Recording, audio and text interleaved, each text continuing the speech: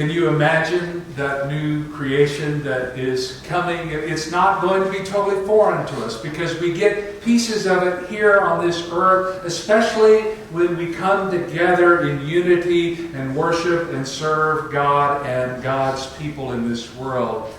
And so I want that vision to continue to grow in St. Mark Presbyterian Church, and so that the neighborhood and beyond can see God's world in the work and worship and ministry that we do.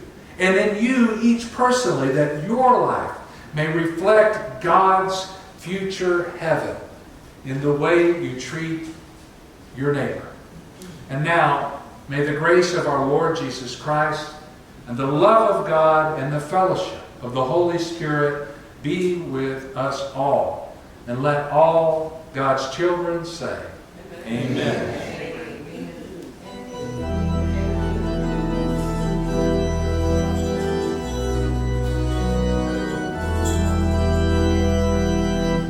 We are one in Christ Jesus, all one body, all one spirit, all together.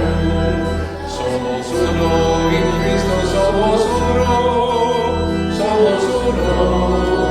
uno solo.